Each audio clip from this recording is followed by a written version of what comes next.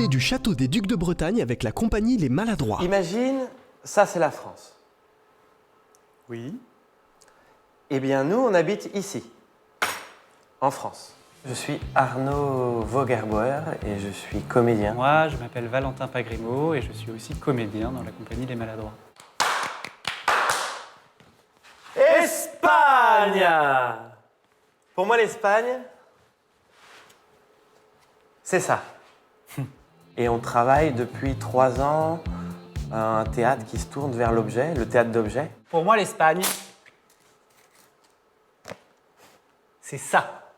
Dans le théâtre d'objet, on parle vraiment d'une écriture cinématographique. Elle est faite de zoom.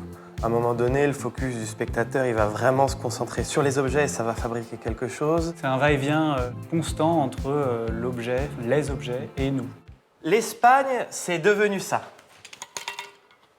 Ça nous permet de faire beaucoup de choses, effectivement, en termes de narration, en termes de dramaturgie. On peut raconter une guerre en théâtre d'objet. Un comédien, 2 comédiens suffisent à raconter des épopées. Mais ensuite, c'est redevenu ça. Avec ça.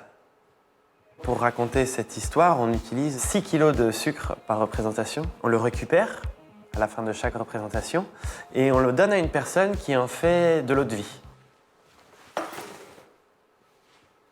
On s'inspire en grande partie de l'histoire du grand-père d'Arnaud, où il a vécu la guerre civile espagnole et ensuite il s'est exilé en France. Et du coup, nous, qu'est-ce qu'on fait avec ça? Qu'est-ce qu'on fait avec cette période où il y a des gens qui avaient des utopies? L'envie, là, c'est de poser cette question-là au public.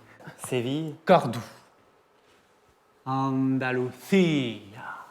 On manipule des petits morceaux de sucre roux qui sont des personnages. Et la tasse à café devient la France. Le théâtre d'objet, c'est aussi un théâtre de la métaphore. C'est à quel moment le sucre roux va se dissoudre dans le café. Le grand-père qui s'est exilé en France, voilà, et finalement, il change aussi le goût. Il donne du goût à la France. C'était Les Maladroits et la prochaine fois, notre invité vous en mettra plein la vue sans pour autant vous jeter de la poudre aux yeux.